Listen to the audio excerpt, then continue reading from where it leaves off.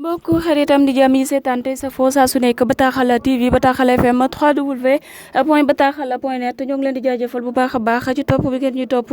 tey teewlu saa su nekk suñuy xibaar lu ñeel actualité tey ji niki tey nag umpale wu leen ni kii nii di Bougane Gueye Dany dafa dem ca kanamu procureur bi ginnaaw ba ko yoon tegee loxo ci yoonu Bakel ba mu ni woon daal dafay daal di jëm foofee ngir soutenir askanu Bakel waaye nag mu tombek ni kii nii di son excellence Bassirou Diomaye Diakhar Faye dafa nekkoon sur place ñu daal di koy wàññi dëpp ko xamal ko ni rek ñoom ñaax mënuñoo bokkandoo terrain bi na ñibbi rek ba président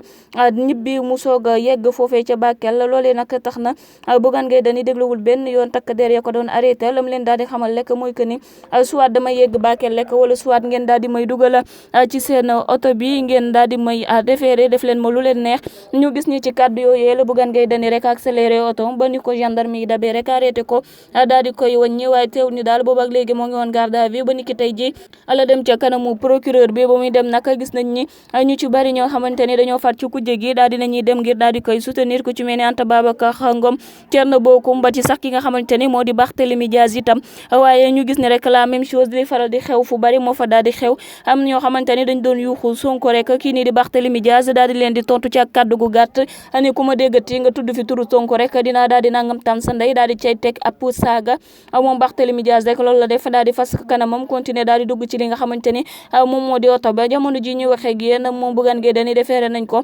foofee ca Matam ca tàngaay ba nag ñu ci bari di xalaat jamono ji nan la fa Bougane Gueye Dany war a mën a nekkee en tout cas moom moo doon taxaw dafa gëdënam di yëgle saa su nekk que ni moom ragalul kaso benn yoon waaye nag heure buñ koy jàpp rek nañ ko daal di jàpp ci lu leer nañ loo xamante ni tey ji ñoom dinañu daal di xam la ñuy wax askan bi ñu bari nag daal di nañ koy dut baaraam ndax jàpp nañ ne Bougane Gueye li muy def dafa mel ni ab copie collé rek la ca daal di jublu ndax bu ñu saytoo bu baax a baax ci démarche bi nga xamante ni moom lay amle kii ni di président ba mu solee tenue ba noppi en tant que chef suprême des armées moom itam dafa daal di dem ab tenue sol ko photo wu Bougane na nag nekk ba président dem rek moom itam mu daal di jël départ ni dafay daal di yegg foofee te xam nañu nag bu fa demoon dina def rek fépp président taxaw def discours mu daal di fay taxaw amal ab discours am ndax mbir mu ni mel daanaka moo xewoon foofee ca Mbour ba son excellence demee woon di mastawu ñi nga xamante ni ñoo ñàkk seen njaboot ci mën mi le waaye nag moom itam Bougane dafa daal di teewam jaral ko sax mu dugg ci biir sëg ya di def foofee politique sénégalais yu bari daal di koy ñaawlu jamono ji nag ñoom opposition bi yëpp